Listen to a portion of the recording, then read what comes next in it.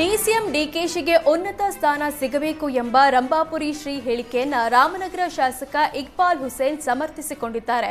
ಶ್ರೀಗಳು ಹೇಳಿದ ಮಾತು ನಿಜ ಆಗುತ್ತೆ, ಪವಿತ್ರವಾದ ನಾಲಿಗೆಯಲ್ಲಿ ಈ ವಿಚಾರವನ್ನ ನುಡಿದಿದ್ದಾರೆ ಅಂತ ಶ್ರೀಗಳ ನುಡಿಗೆ ಮೆಚ್ಚುಗೆ ವ್ಯಕ್ತಪಡಿಸಿದ್ದಾರೆ. ಭಕ್ತಿಯಿಂದ ದೇವರ ಧ್ಯಾನ ಮಾಡುವ ಶ್ರೀಗಳು ಇದನ್ನ ಹೇಳಿದ್ದಾರೆ. ಭಗವಂತನೇ ಶ್ರೀಗಳ ಬಾಯಲ್ಲಿ ಇದನ್ನ ಹೇಳಿಸಿರಬಹುದು. ಸಾಕಷ್ಟು ಶ್ರೀಗಳು ಕಾರ್ಯಕರ್ತರು ಇದನ್ನ ಹೇಳ್ತಿದ್ದಾರೆ. ನಾನು ಕೂಡ ಹೇಳಿದ್ದೆ, ಅದಕ್ಕೆ ಈಗಲೂ ಬದ್ಧನಿದ್ದೇನೆ ಎಂದಿದ್ದಾರೆ. ಈಗ ಶರಣರು ಭಕ್ತಿಯಿಂದ ಅವರ ಬಾಯಲ್ಲಿ ನುಡಿದಿರೋದು ಫಲ ಕೊಡುತ್ತೆ. ಕೋಟಿ ಜನ ಹೇಳೋದು ಒಂದೇ, ಶ್ರೀಗಳು ಹೇಳೋದು ಒಂದೇ. ಭಗವಂತ ಎಲ್ಲರ ಮಾತನ್ನ ಕೇಳಲು ಸಾಧ್ಯವಿಲ್ಲ, ಅವರಿಗೆ ಹತ್ತಿರವಿರುವವರ ಪ್ರಾರ್ಥನೆ ಕೇಳುತ್ತೆ. ಹಾಗಾಗಿ ಅವರ ನಾಲಿಗೆಯಲ್ಲಿ ಈ ಮಾತು ಬಂದಿದೆ ಅಂದಿದ್ದಾರೆ. ಆ ಮೂಲಕ ಮತ್ತೊಮ್ಮೆ ಡಿಕೆ ಶಿವಕುಮಾರ್ ಸಿಎಂ ಆಗಬೇಕೆಂಬ ಹೆಬ್ಬಯಕೆಯನ್ನ ಬಿಚ್ಚಿಟ್ಟಿದ್ದಾರೆ. ಸಿದ್ದರಾಮಯ್ಯಗೆ ಎಐಸಿಸಿಯಲ್ಲಿ ಒಬಿಸಿ ಪಟ್ಟಿಯಲ್ಲಿ ಸ್ಥಾನ ನೀಡುವ ವಿಚಾರದ ಬಗ್ಗೆ ಸಚಿವ ಶಿವರಾಜ್ ತಂಗಡಗಿ ಪ್ರತಿಕ್ರಿಯಿಸಿದ್ದಾರೆ. ಸಿದ್ದರಾಮಯ್ಯ ಅವರಿಗೆ ಪ್ರಮೋಷನ್ ಡಿಮೋಷನ್ ಮಾಡೋ ಪ್ರಶ್ನೆ ಇಲ್ಲ, ಅವರು ಆಲ್ರೆಡಿ ಮೇಲಿದ್ದಾರೆ, 100% ಅವರು ಮೇಲಿದ್ದಾರೆ ಅಂತ ಪರೋಕ್ಷವಾಗಿ ಸಿದ್ದರಾಮಯ್ಯಗೆ ಎಐಸಿಸಿಯಲ್ಲಿ ಸ್ಥಾನಮಾನ ನೀಡಬೇಕು ಅಂತ ಬ್ಯಾಟಿಂಗ್ ಮಾಡಿದ್ರು.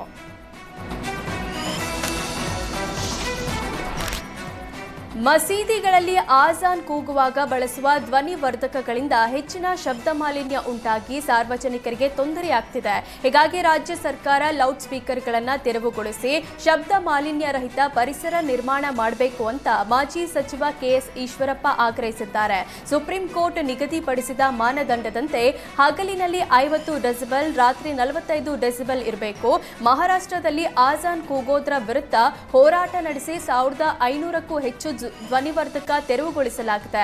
ಆಧುನಿಕ ತಂತ್ರಜ್ಞಾನದ ಫಲವಾಗಿ ಮೊಬೈಲ್ ಫೋನ್ಗಳಲ್ಲಿ ಆಜಾನ್ ಕೇಳಲು ಮೊಬೈಲ್ ಅಪ್ಲಿಕೇಶನ್ ಬಂದಿದೆ. ತಮಿಳುನಾಡಿನ ತಿರುನಲ್ವೇಲಿಯ ಐಟಿ ತಜ್ಞರು ಮೊಬೈಲ್ ಅಪ್ಲಿಕೇಶನ್ ಅಭಿವೃದ್ಧಿಪಡಿಸಿದ್ದಾರೆ. ಮಸೀದಿಗಳು ಈ ಅಪ್ಲಿಕೇಶನ್ ಡೌನ್ಲೋಡ್ ಮಾಡಿಕೊಂಡು ಸುತ್ತಮುತ್ತಲಿನ ಮುಸ್ಲಿಮರಿಗೆ ಆಜಾನ್ ಸಂದೇಶ ನೀಡಬಹುದು ಅಂದಿದ್ದಾರೆ.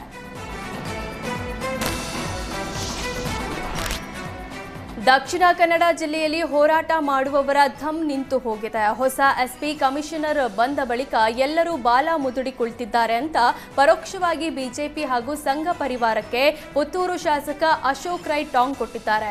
ಪೊಲೀಸರು ಮನೆ ಮನೆಗೆ ಹೋಗಿ ಚಡ್ಡಿಯಲ್ಲಿ ನಿಲ್ಲಿಸಿ ಫೋಟೋ ತೆಗೆದು ಹೋಗಿದ್ರು. ಇನ್ನು ಚಡ್ಡಿಯಲ್ಲಿ ನಿಲ್ಲಿಸಿ ಸ್ಲೇಟು ಕೊಡೋದಕ್ಕೆ ಬಾಕಿ ಇದೆ. ಈ ವಿಚಾರದ ವಿರುದ್ಧ ಹೋರಾಟ ಮಾಡೋರ ಪತ್ತೆ ಇಲ್ಲ. ವಾಟ್ಸ್ಆಪ್ನಲ್ಲಿ ಉದ್ದುದ್ದ ಬರೆಯೋರು, ಬೈಯೋರು, ಮೈಕ್ ಸಿಕ್ಕಿದ್ರೆ ಉದ್ದುದ್ದ ಮಾತನಾಡೋರು ಈಗ ಎಲ್ಲಿದ್ದಾರೆ ಅಂತ ಕಾಲೆಳೆದಿದ್ದಾರೆ. ಪೊಲೀಸರು ಮನೆ ಮನೆಗೆ ತೆರಳಿ ಚಡ್ಡಿಯಲ್ಲಿ ಫೋಟೋ ತೆಗೆದ ಸಂದರ್ಭದಲ್ಲಿ ಹೋರಾಟದ ಮಾತನಾಡಿದ್ರು. ಆದರೆ ಅವರ ಸುದ್ದಿಯೇ ಇಲ್ಲದಂತಾಗಿದೆ. ಪರೋಕ್ಷವಾಗಿ ಹಿಂದೂ ಮುಖಂಡರ ವಿರುದ್ಧ ಅಶೋಕ್ ಕುಮಾರ್ ರೈ ವಾಗ್ದಾಳಿ ನಡೆಸಿದ್ರು. ಜಿಲ್ಲೆಯ ಜನರಿಗೆ ಅಭಿವೃದ್ಧಿ ಬೇಕು, ಇಲ್ಲಿನ ಜನ ಅತಿ ಹೆಚ್ಚಿನ ತೆರಿಗೆ ಕಟ್ತಾರೆ. ಮೆಡಿಕಲ್ ಕಾಲೇಜು ಪ್ರವಾಸೋದ್ಯಮಕ್ಕೆ ಇಲ್ಲಿ ಒತ್ತು ನೀಡಬೇಕು ಅಂತ ಆಗ್ರಹಿಸಿದ್ದಾರೆ.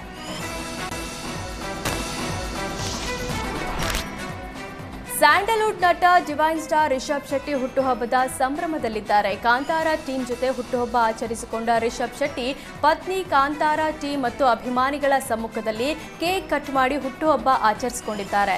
ನಟ ರಿಷಬ್ ಶೆಟ್ಟಿ ಬರ್ತ್ಡೇಯಲ್ಲಿ ವಿಜಯ್ ಕಿರಗಂದೂರು, ಚಲವೇಗೌಡ ಸೇರಿದಂತೆ ಟೀಮ್ ಸದಸ್ಯರು ಭಾಗಿಯಾಗಿದ್ದಾರೆ.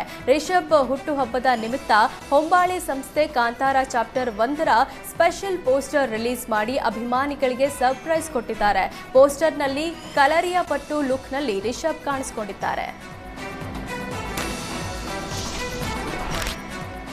ಸತ್ಯಜ್ಯೋತಿ ಪ್ರೊಡಕ್ಷನ್ನಲ್ಲಿ ನಟ ಕಿಚ್ಚ ಸುದೀಪ್ರ 47ನೇ ಚಿತ್ರ ಸೆಟ್ಟೇರಿದೆ. ಚೆನ್ನೈನಲ್ಲಿ ಮುಹೂರ್ತ ಮುಗಿಸಿ ಇಂದಿನಿಂದ ಶೂಟಿಂಗ್ ಶುರು ಮಾಡಿದ್ದಾರೆ. ಮ್ಯಾಕ್ಸ್ ನಂತರ ನಿರ್ದೇಶಕ ವಿಜಯ್ ಕಾರ್ತಿಕೇಯ ಮತ್ತೆ ಕಿಚ್ಚನ ಚಿತ್ರಕ್ಕೆ ಆಕ್ಷನ್ ಕಟ್ ಹೇಳ್ತಿದ್ದಾರೆ. ಬೆಲ್ಲರಂಗ ಭಾಷಾ ಚಿತ್ರದ ಶೂಟಿಂಗ್ ಗ್ಯಾಪ್ನಲ್ಲಿ ಹೊಸ ಚಿತ್ರಕ್ಕೆ ಸುದೀಪ್ ಸಜ್ಜಾಗಿದ್ದಾರೆ. ನೆಲಮಂಗಲ ರಾಷ್ಟ್ರೀಯ ಹೆದ್ದಾರಿಯಲ್ಲಿ ರೋಡ್ ರೇಜ್ ಪ್ರಕರಣ ಸಂಬಂಧ ನೆಲಮಂಗಲ ಸಂಚಾರಿ ಪೊಲೀಸ್ ಠಾಣೆಗೆ ಮಾಜಿ ಸಂಸದ ಅನಂತ್ ಕುಮಾರ್ ಹೆಗಡೆ ವಿಚಾರಣೆಗೆ ಹಾಜರಾಗಿದ್ದರು. ಜೂನ್ 23ರಂದು ನೆಲಮಂಗಲ ತಾಲೂಕಿನ ಡಾಬಾಸ್ಪೇಟೆ ಬಳಿ ಕಾರು ಅಪಘಾತ ಪ್ರಕರಣದಲ್ಲಿ ಅನಂತ್ ಕುಮಾರ್ ಹೆಗಡೆ ವಿರುದ್ಧ ಡಾಬಾಸ್ಪೇಟೆ ಪೊಲೀಸ್ ಠಾಣೆಯಲ್ಲಿ ದೂರು ದಾಖಲಾಗಿತ್ತು. ಪ್ರಕರಣ ಸಂಬಂಧ ಡಾಬಾಸ್ಪೇಟೆ ಪೊಲೀಸರು ವಿಚಾರಣೆಗೆ ಹಾಜರಾಗುವಂತೆ ಅನಂತ್ ಕುಮಾರ್ ಹೆಗಡೆಗೆ ನೋಟಿಸ್ ನೀಡಿದ್ರು. ನೋಟಿಸ್ ಬೆನ್ನಲ್ಲೇ ಅನಂತ್ ಕುಮಾರ್ ಹೆಗಡೆ ನೆಲಮಂಗಲ ಸಂಚಾರಿ ಪೊಲೀಸ್ ಠಾಣೆಯಲ್ಲಿ ವಿಚಾರಣೆಗೆ ಹಾಜರಾಗಿದ್ದಾರೆ.